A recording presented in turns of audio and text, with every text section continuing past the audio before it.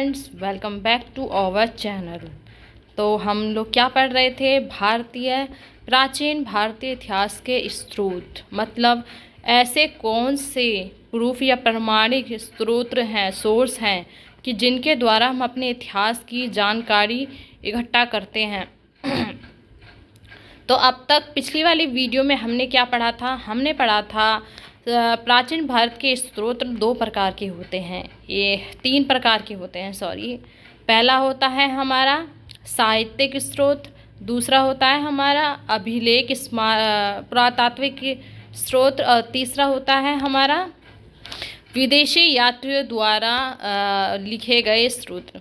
तो हम थे साहित्यिक स्रोत पर। हमने पढ़ लिया था कि साहित्यिक स्रोत भी दो प्रकार का होता है, जिसमें हमारा एक आता है धार्मिक साहित्य यानी कि धार्मिक स्रोत, और दूसरा आता है लौकिक स्रोत।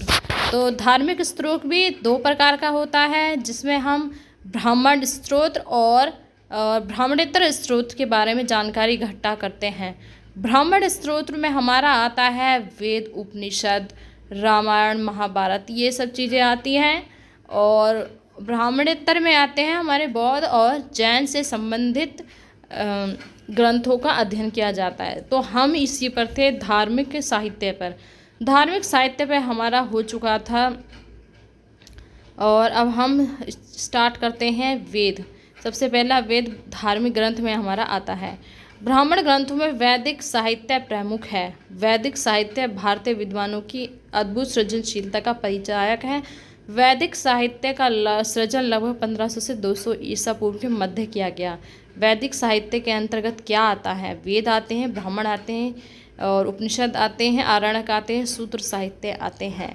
बेसिकली इन्होंने ये कहा है कि जो धार्मिक ग्रंथ होते हैं उनमें हम अपने प्राचीन धर्म ग्रंथों का अध्ययन करके अपने प्राचीन इतिहास के बारे में लिखित प्रमाणिक जानकारी इकट्ठा करते हैं।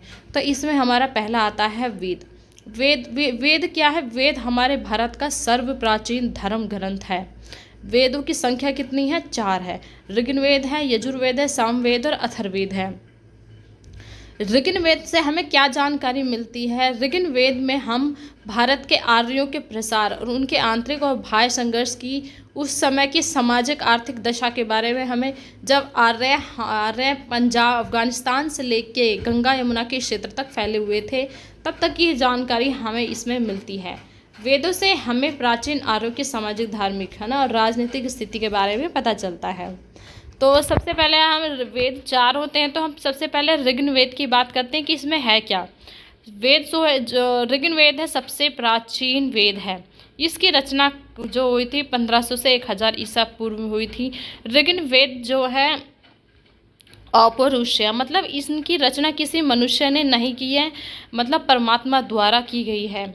और इसमें कम से कम 10 मंडल और 1028 सूत्र दे रखे हैं, और 10,580 ऋचाएँ। और ऋग्वेद के 2 से 9 तक, 2 से लेके 9 तक के मंडल क्या हैं? प्राचीन हैं, और 1 से लेके 10वां, 1 और 10वां मंडल नवीन है। तो ऋग्वेद से प्राचीन आर्यों की सामाजिक, आर्थिक और राजनीतिक जीवन की विस्तृत जानकारी मिलती है। ऋग्वेद में 10 राग युद्ध का वर्णन भी किया है, जहां भरत कबीले के राजा सुदास का और एक अन्य जन था, उससे वो 10 राजाओं का संघ था। तो अकेले भरत ने जो है उस 10 संघ के राजाओं को परास्त कर भारत का चक्रवर्ती सम्राट बन बैठा था वो। अब हम बात करते हैं सामवेद की।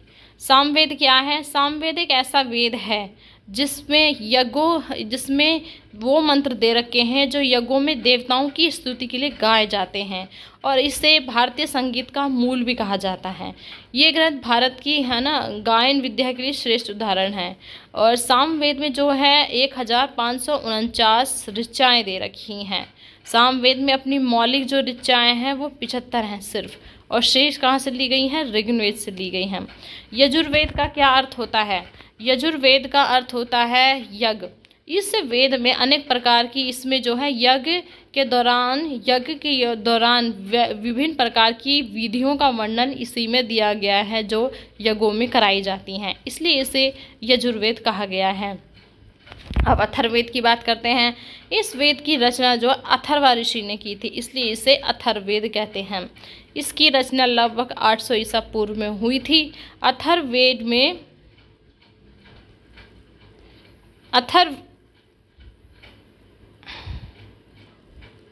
अथर्ववेद में जो है 20 मंडल और 731 सूक्त हैं और 5849 ऋचाएँ हैं।